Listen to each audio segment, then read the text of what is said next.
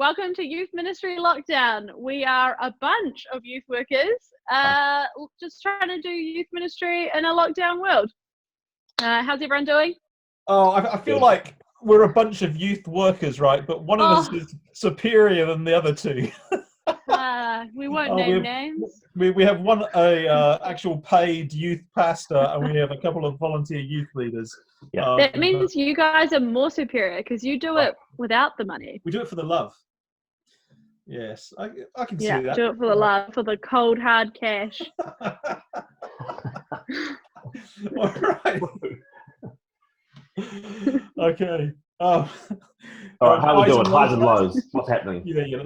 Let's do it. I'll start. I got a new T-shirt. It's a cat T-shirt. Oh, beautiful.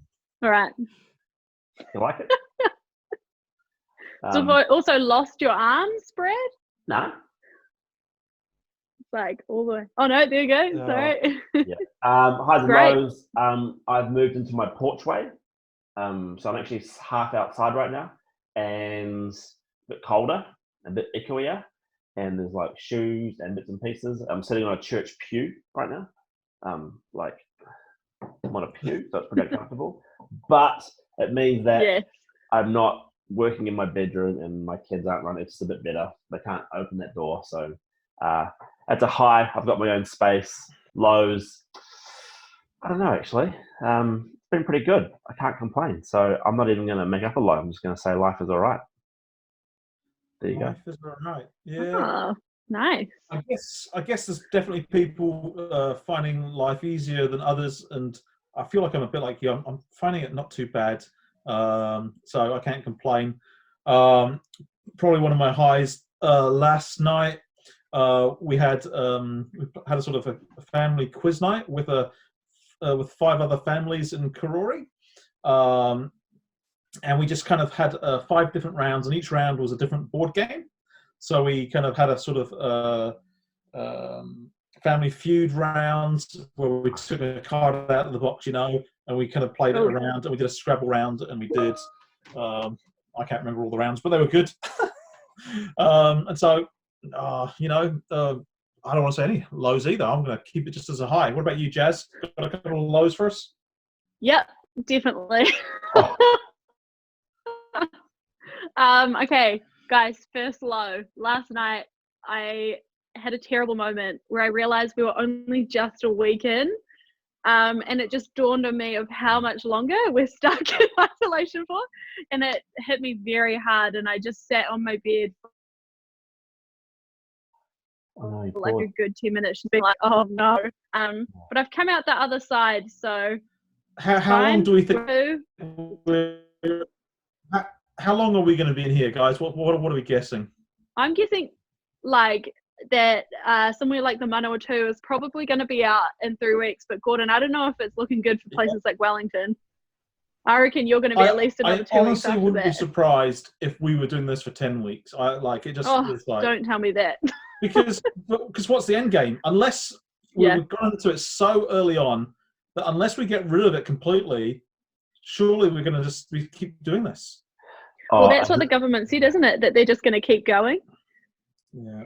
Just give me 3 days break in between, so I can just go to the non-essential shops, gather all the things, and get set up. Like I feel like it was just a bit too quick.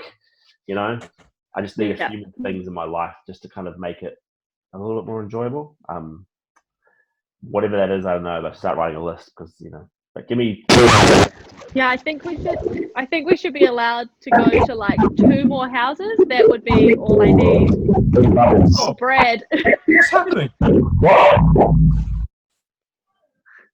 You sound like you're in a tunnel. Oh, it's fine now. Oh, better? You're good. Yeah. But bigger bubbles. Give me a bigger bubble. That'd be nice, eh? Yeah. 3 more houses, I would be sweet. That's probably all I do anyway. But that's going to create a social dynamic where you're like, oh, hey, Gordon, man, we can be in the same bubble. When you're like, oh, I've already got my bubble full. And you're like, oh, that's okay. I thought, it's cool. I thought you would have been in my bubble. There's going to be all of a sudden, isolation doesn't look so bad because what would be worse is if nobody wanted to be in your bubble. And you now feel isolated and rejected. So let's be positive here. Oh. We are. Hey, I've got one high though. Can I do my high? You ask. Don't want to be owning it. Okay. Well, here's the thing. I have been on my phone so much because my whole life, work, everything, same as everyone else, just like phone all the time. That yesterday I literally cannot stare at my phone for a second longer. And so I picked up a book. Have you seen one of these in a while? What? Who knew that they still existed? I started reading this amazing book called God Smuggler, and this is my throw out recommendation for everyone. Go find a book like this because it was like, it's been so inspiring for like my walk with God. This guy like lived through the war, 1920s, 1930s, from Holland, so kind of lived through like German occupation and just insane, like such an amazing story. So how did you exactly come across this book? You were now here's the thing. I have a lot of books at my house that I keep saying, not at my house, at my work, that I keep saying I'm going to read them one day. And so before I left for isolation, I literally just went like this on my shelf and put them all in my car. And yesterday I was like, all right, it's time. No, and I picked it up and I didn't put it down. So I did something smart. Yeah, there you go. There you go. Yeah. Thank you, Bryce, for letting us know that we will want to get off our phones at some stage. Yeah. Okay, well, that reminds me, we had that interview with Bryce. I reckon that's probably maybe worth us making that a regular feature, maybe just kind of phoning some people around the country and just doing little interviews of youth leaders. Yeah. Certainly something that comes to my mind of somebody worthwhile speaking to would be Sarah up in Warkworth. Do you know Sarah up in Warkworth? Sure do. Yeah. Yeah, and she actually is a good friend of mine. Okay, well, you introduce her. I like Sarah, but you... I haven't. I don't think I've ever told her this, but like she is probably like a hero of mine because she's the sort of person that's been in her job for a long time, and that's what we always talk about as being so important, is kind of that long-term ministry focus. And so like she's been there 10 years, and so like being able to see the journey that she's on. We have very similar demographics of like young people that we're working with. So whenever I have an issue, I'm always like, Sarah, what are you doing? And she always has such like amazing advice. But yeah, first friend I made it connect. Oh, there you go. But it's true, isn't it? It's like whenever you look at leaders that have been around for a long time, the sort of longevity, whenever you have a leader around a long time, their ministry is really, really well established and it's doing the best. And it's definitely, it just seems to be a trend. And it's, I guess it's easy for us to burn out as, paid youth workers. But if churches can be supporting youth work as well, over time, you see these amazing youth ministries. And so definitely an encouragement for churches to be supporting their youth work as well, for sure. Yeah. All right, so we'll give her a buzz, Brad. Shall we bring her into our bubble, our online bubble? Online bubble. She doesn't need to feel rejected. She can feel accepted. That's right. Remember the song from About a Boy? Right, let's bring her in. Here we go. 10 minutes. And we're just kind of aware that you've been doing some good stuff. So we'd love to hear from you, Sarah, I guess, what your journey's been, kind of going from like normality of, a church and youth group being a regular sort of thing, and then your sort of process of what's been gone over the last few weeks. Yeah. I think we kind of had that initial inclination that it was going to happen. And we actually didn't have youth group before the lockdown even happened, because I had 3 leaders in isolation because of family members, and 2 other leaders that were sick. So we were forced to stop early anyway, because I couldn't run youth group with just 2 people. Well, we could, but, not really following the safety rules. And then so we kind of had a little bit of a pre-run to see if like Zoom and stuff like that would work, and had a lot of discussion, but we were still kind of thinking, we're going to be in level 3, so it's all good, we can like do the in the office and share the load and stuff. And then it didn't really go that way. So we had a beautiful setup for church, this whole media setup, and we had like because one of our guys works for More FM, so we had like all this stuff set up, and then it was all like, oh no, that's not gonna actually happen. So poor Nick was like, for church stuff was left at home in very quick lessons, and now you're by yourself. And his daughter, fortunately, is like in year 13 and is a media student. So she's now editing everything that was meant to be being edited by people that actually work for Hoo and stuff, you know. That was our original plan, but it's like it's working, I guess, sort of. Did he get all that gear back to his house? Like, is he pretty well set up? Yeah, he sort of got the lounge set up with a camera and some bits and pieces, but it was like, you know, and a bit of lighting, but yeah. So, and our children's worker's doing videos as well. Oh, but I'm like, is that Melissa North? Sorry, bro. Yeah. Yeah, I saw her video on the couch. That was very good. Yeah. So she's just kind of doing stuff for the kids. She's a bit more motivated than I am when it comes to the Sunday stuff. It feels pretty hard to be a children's worker, right now, more than anybody else. But sounds like she's doing a pretty good job. Yeah, it's how you engage, because it's like sort of how you engage with little kids. Can't really do Zoom with them. Not really. Well, tell us about youth ministry. What have you guys been doing over? What does that look like? So we've kind of like split it off into like some of our leaders sort of doing. We already have kind of a small group system where our leaders look after other kids, because obviously I can't do all of them. And so it consists of a lot of one-on-ones. So checking in, doing one-on-ones, and then we have an Instagram account. So we're doing daily challenges where just different things like build this or do this or make this, and hiding puzzle things. What's your Instagram? Can we have a look later on? It's Youth Mahu. Youth Mahu. And do you get pretty good engagement with your young people with that? Yeah, it's been really good. Like probably more the younger ones. And then a lot of our community kids go off our Mahu vision to our trust ones that we work with at the school. So we change it up a little bit more to make it more 24/7 friendly. And so those kids sort of go on that one. But there's a bit of crossover. But yeah, that's it. And so doing that, and and then we created this thing called isolation points. As we set challenges, they have a week. So we set it like sort of Tuesday, Wednesday, we put it up, post it up, and they've got till Friday 6 p.m. to complete it. And then we do isolation points that they will earn something with them at the end. We haven't really come up with exactly what that will be, because I've got weeks to worry about what we give them. We kind of had to do something because we've been doing we had to create something because we'd been doing for all this term, we'd been doing a challenge with them that they were going to win, that they could win $50 for Easter camp.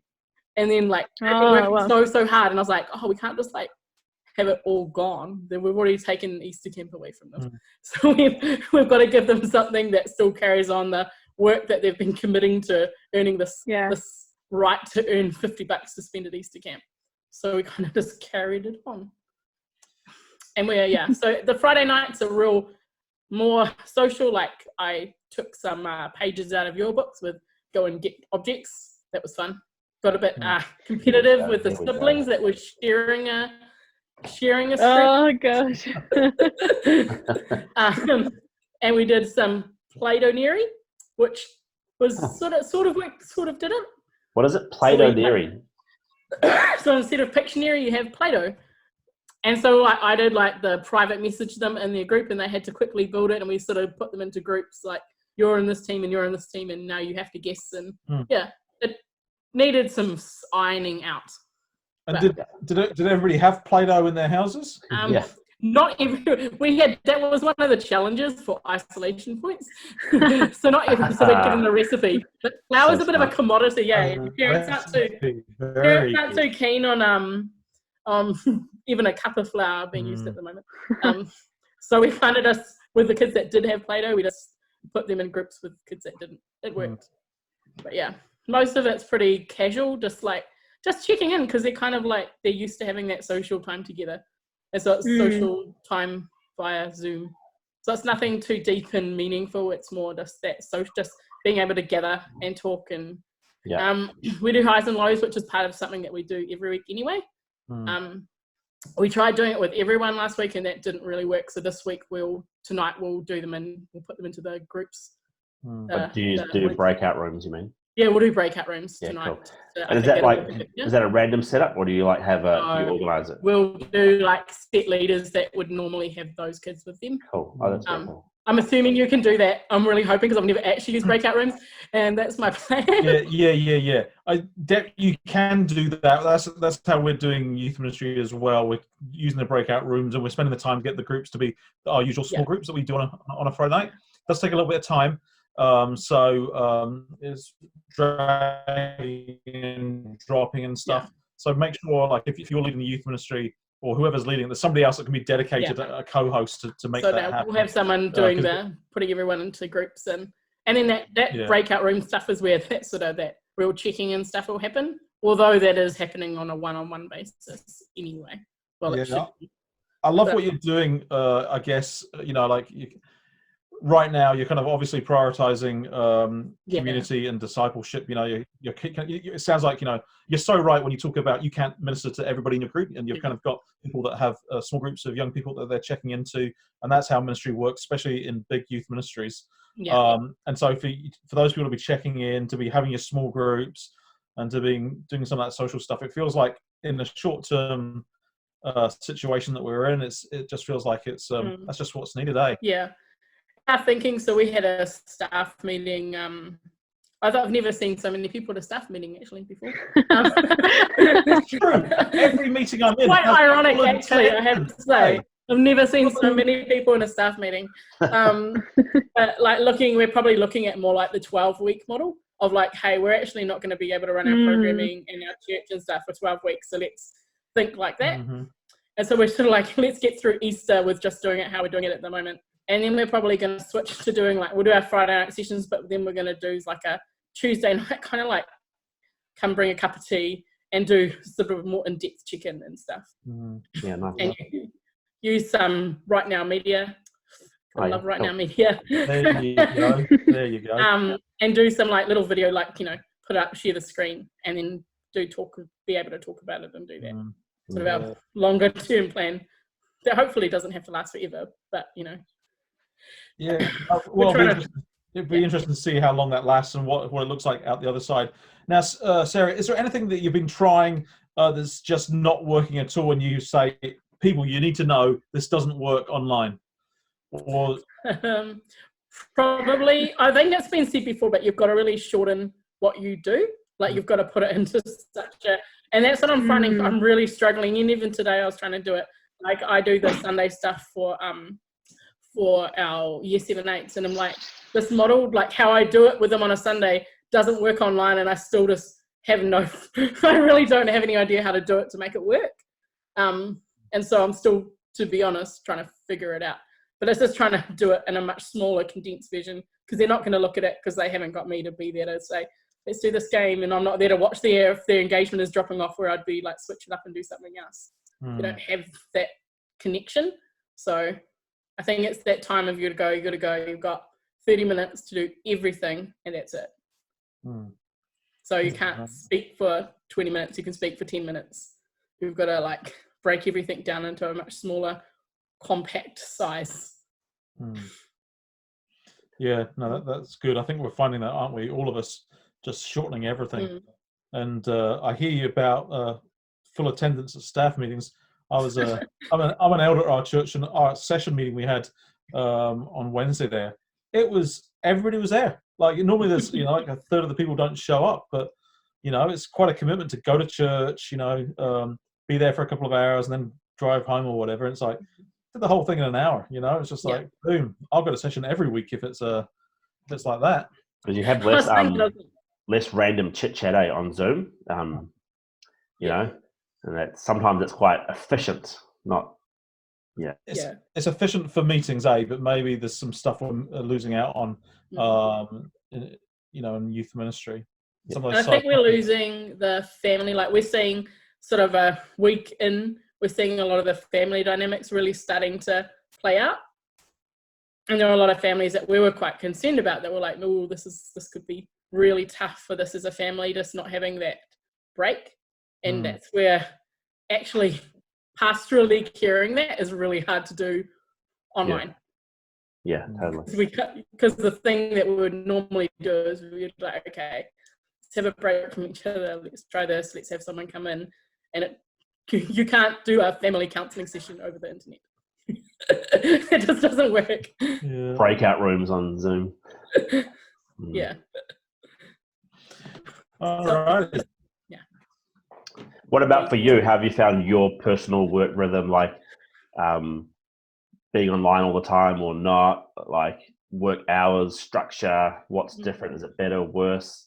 What's going on for you? That's definitely been the hardest, being like the only person at home with a almost 5-year-old who's currently on the iPad, because that's very special for him to get the iPad. So he hasn't appeared yet, which I'm quite impressed about. But just trying to get the balance, and I get real sick. I was thinking, we were talking about it when we did that P1 thing in our breakout room, just like the intense amount of online time. We just like get fatigued from it. Like I'm like, I just don't want to look at the computer anymore. I don't want to be on Instagram and all that stuff that would normally be done face to face, doing that online as well as the online stuff you'd normally do.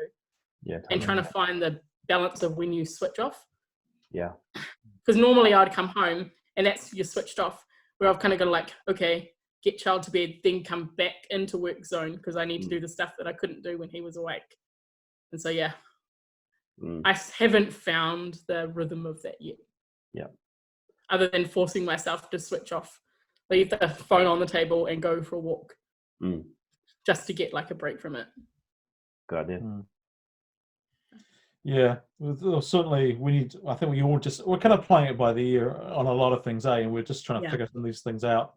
And no doubt, in a couple of weeks' time, we'll be experts and we'll know how to do self-care well and how to do youth ministry well. But it's a good time to be kind of reflecting on all these at the moment. Yeah. Alrighty, guys. Does anybody have a final question, or should we say thank you very much, Sarah? You have a child next door that needs to.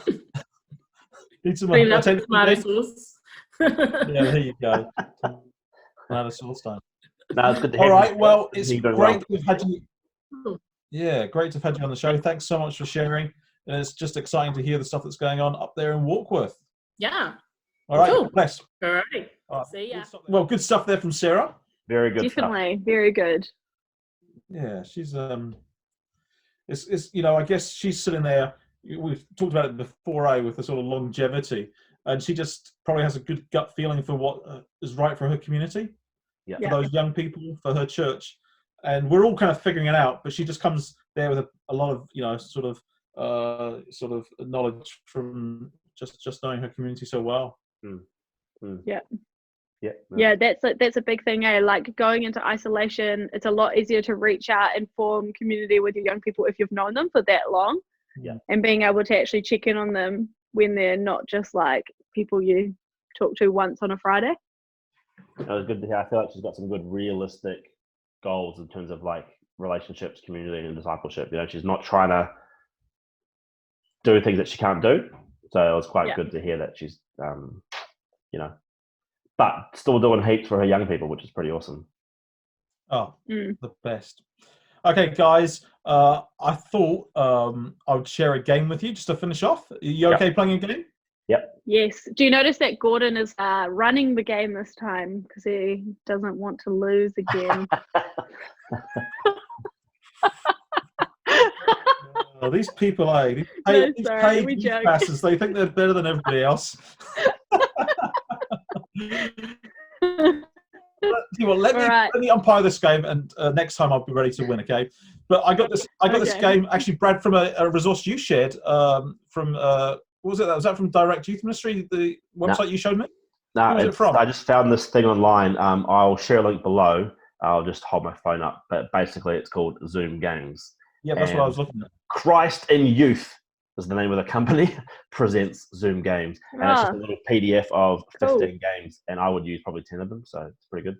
Yeah, well, I want to kind of do a variation of one of the games I read on that link. Thank you for sharing that. This game is going to be the place game. It's going to be the game where you need to guess where the photograph in the back behind me, where it's from, and I'm going to let you guys take guesses one at a time. But if you don't know where it is, you can ask me questions that are like yes, no. Okay, so you could ask a question like. The first place, we'll play it twice. The first one will be in New Zealand. The next one will be somewhere in the world. So for the New Zealand one, you might say, is it on the North Island? And then I can say yes or no. unless you recognise it straight away, and then I'll have done a bad job. So,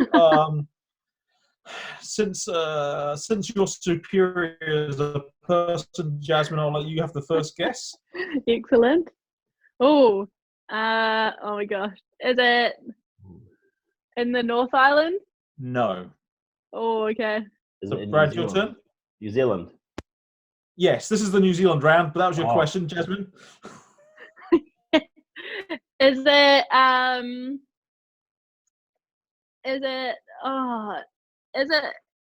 Queenstown? No. Oh, I mean, I've been to Queenstown before. I'm sure there's a big lake there, but This is actually really hard. Oh my gosh. Blenheim. I'm just going to go straight out with guesses of places. Blenheim. No. Oh, No. damn it. is it below Christchurch? Yes. Oh, okay. All of a sudden, Brad's getting pretty excited because he knows it's in his sort of homeland. Yeah, Looking Brad, for my you should be house. getting this. Is it in the Alpine Presbytery? No, that's getting a wee bit geeky there, eh? Sorry. Well, this is where Presbyterians are going to know where Alpine Presbytery is. But no, that basically means I'm saying no, it's not there. So it's in the bottom half of the island. Gotcha. Is it Gore? Oh! It is Gore! Brad, how many times have you been to Gore? It's right down in your neck of the woods. I'm so sorry for the people. It actually looks a bit more like I shouldn't say that. It looks a bit more like exotic than Gore does. Oh, hey, Gore is an exotic place. I know. Talking about exotic places. All right. Here we go. Go. Here we go. This is somewhere in the world. And Brad, it's your turn to go first. Albuquerque, New Mexico. So what, sorry? Albuquerque, New Mexico. Okay. There's a whole world, and you're just going to guess one place straight off. I was expecting maybe, is it in North America? Is it in Europe? But maybe kind of cutting it down. But you're like, no, I've got this. No, it's not. It's not, Brad. Let me tell you. Okay, is it an English-speaking country? Yes. It's in America. Is it America? Yes. Oh, is it New York? No. Is it in? Is it on the West Coast? No. Which one's the West Coast? Never. California, like that way? Yeah. Is it somewhere you've lived? No. Oh, okay. I've lived really close to it, to be fair. Oh. Is it in the middle of America? No. I don't know my American geography well enough to do this. Is it some? Oh, we can't hear you now. That again, Jasmine.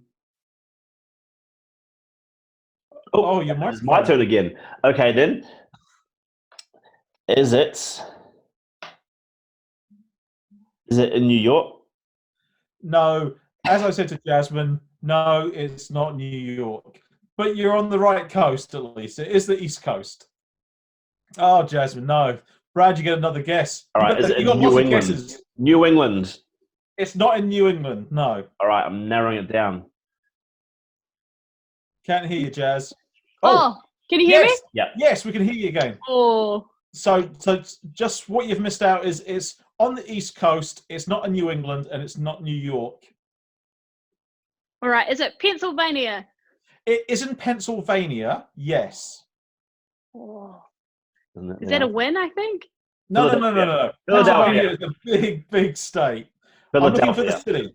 Oh. It is. It's Philadelphia. Oh, that's what I was trying to say. Oh. This is the famous 4th Street on Philadelphia. I decided not to do the sort of classic big sort of skyscrapers, not having the rocky steps, but it is the city of brotherly love, which is an amazing place to be. All right, we must have to do one more as a tiebreaker. You know what? I'm not ready for that. Oh no! Did you only get 2? I've got one. All right, we'll just keep it as a tie. Okay. First person to shout it out. Okay. Jazz, you win. That's one of the backdrops on Zoom, so sorry, Brad. Sorry, That's all right. Brad. Oh, come on, Brad. I'm not Don't complaining. sulk. I've got my cats. That's all I need. All right. Well, maybe next time you'll have some dogs there instead. Okay. Well, that was fun. I think that, well, you might want to make some. You probably want to adapt that game. Maybe our young people wouldn't know the geography quite so well, but maybe not a place. Maybe not a place around the world, but it could be a place in your town or city. You can even do movies. You can put up a screenshot from a movie or something. Oh, true. Yes. You know, You could certainly adapt that. There's a whole lot of different ways of playing that game, eh? totally. It's good times. All right, guys. Thanks for hanging out again, and I'll see you. Days. A few days time next week. All right. God Sounds bless. good. See you, team.